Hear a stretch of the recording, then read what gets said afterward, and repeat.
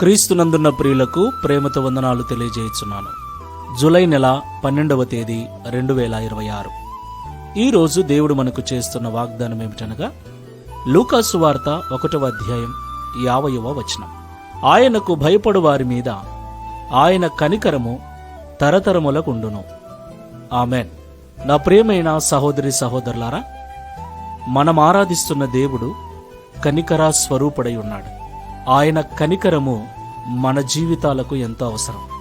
ప్రియులారా, ఈ లోకంలో జీవిస్తున్న మనము అనేక శ్రమల గుండా, నిందల గుండా, అవమానముల గుండా, అనేక కష్టాల గుండా ప్రయాణం చేయవలసి వస్తుంది. కొన్నిసార్లు ఒంటరిగా నడవవలసి వస్తుంది. కొన్నిసార్లు గుంపులో ఉన్న ఒంటరిగా ఆయన బ్రతకవలసి వస్తుంది.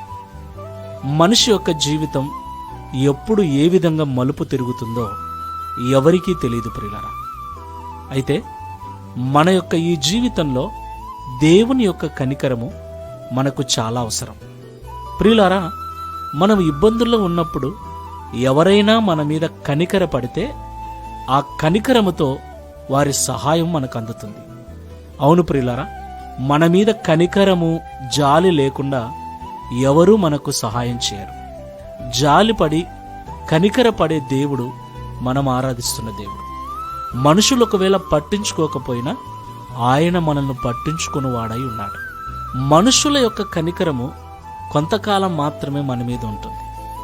అయితే దేవుని కనికరము ఎల్లవేళలా మన మీద ఉంటుంది. అలా దేవుని కనికరము మన మీద ఎల్లవేళలా ఉండాలి అంటే మనము నిత్యము దేవునికి భయపడు వారమై ఉండాలి. మాట్లాడుతున్నప్పుడు, చూస్తూ ఉన్నప్పుడు, ఆలోచిస్తూ ఉన్నప్పుడు, పనులు చేస్తూ ఉన్నప్పుడు దేవుని Download ShareChat.